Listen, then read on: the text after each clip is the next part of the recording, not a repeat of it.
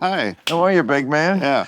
Thank you for seating, because I know if you stood, you'd tower over me. I'd look like a shrimp. Yeah. I see you wore your good shorts. Were you making a speech on the Senate floor? Yeah, no, I mean, You're coming. true story, though. I was never trying to change any dress code. Like, Schumer was just trying to be kind, assuming that it was referencing me.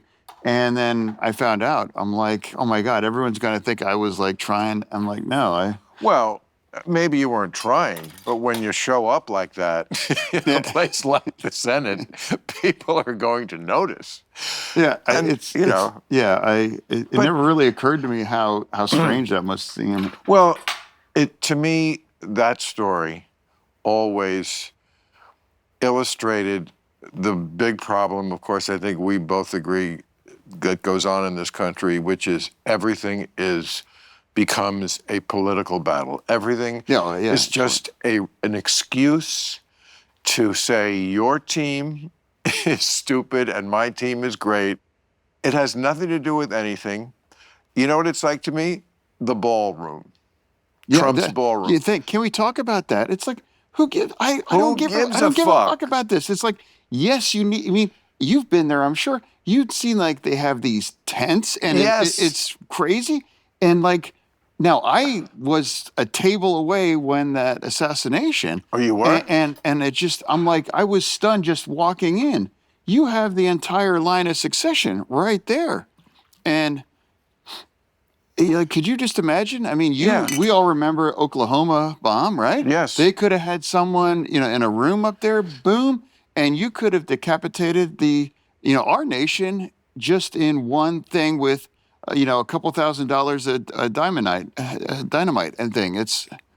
And again, you can be, as we do, opposing Trump on everything that's important, but if you are a person out there who just hates the ballroom, that is a Rorschach test on you, that you go by if I hate this person, then I just have to hate everything they do. Yeah. And it's silly, because this is the United States of America.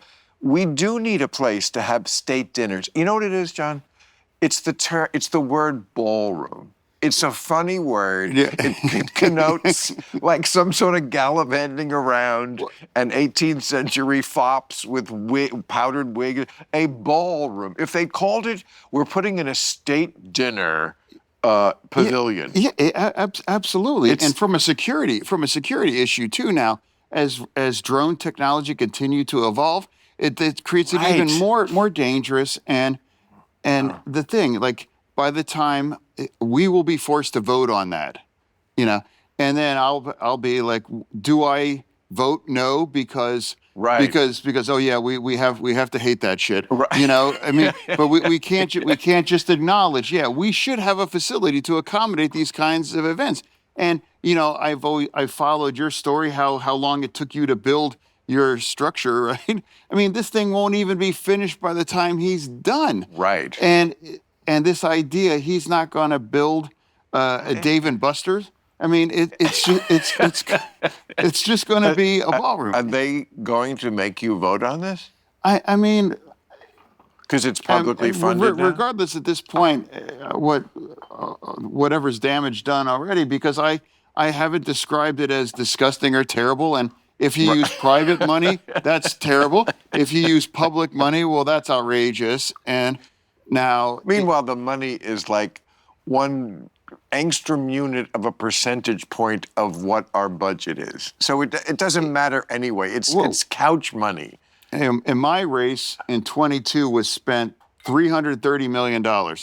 That was the record at that time. That's quaint compared to 24. And watch the cycle this year.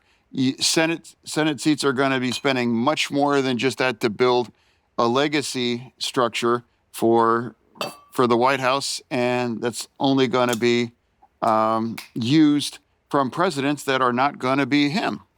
And $330 million, that is about what a ballroom costs. Yeah, exactly. That's so the thing. You can either have a senator or a ballroom. No offense, I'll take the ballroom.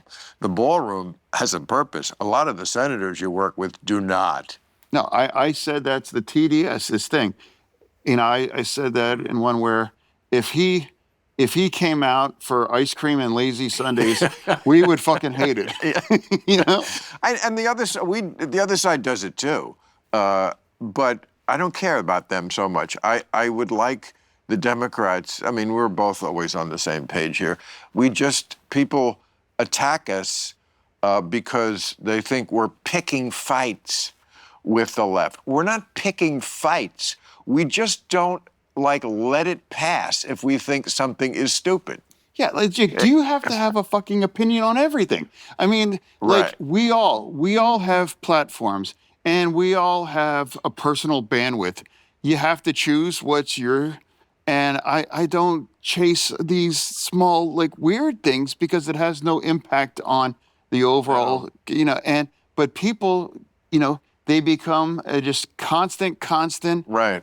you know, and They have to be at war. My advice to them, I did this as a bit one night because every time I've tried to learn meditation, which I'm not very good at, maybe you are, you know, it's a big thing. People, very respectable people, like Sam Harris is a big meditation person. People I respect a lot say it's very helpful for you. And they always describe it as, you know, meditating, clearing your mind. And we all have a million thoughts that are coming into our mind. And they say, well, just let them pass like a cloud. Yes, thoughts will come. Just let them pass. And I feel like this is what you have to do with Donald Trump. Go after the stuff that matters, the politicization of the Justice Department, the threatening of election. I mean, all the stuff.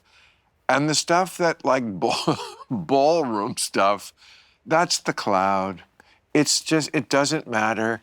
And if you chase it, it's so much more about you yeah. than Well, I him mean, at that point. it's constantly like a churn. And the thing that, you know, today, the most outrageous thing, the world's on fire. And then by Wednesday, we've moved on to something completely Yeah. different. And it's the next kind of crisis. And the conversation is increasingly driven by people that represent very blue, you know, the resistance, whatever you want to call it, people that have never won an actual election. That Right. you know you have to be in front of both kinds of people and make the argument and just realize that there is another side, and they're all not fascists. They're not Nazis. They're not trying to destroy. They love the country just as much as you do, and finding a way forward. And that's the reality. That's the essence of democracy.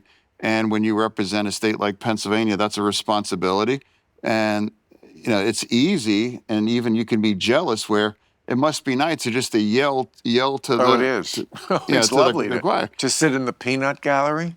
Yes, Yeah, the yeah. peanut gallery the peanut gallery now is like one of those fancy theaters now. The seats go back and they have a thing for your food to put in, and it's very exclusive. It's like $25 a ticket, but I think it's worth it because otherwise you're just sitting on peanut shells.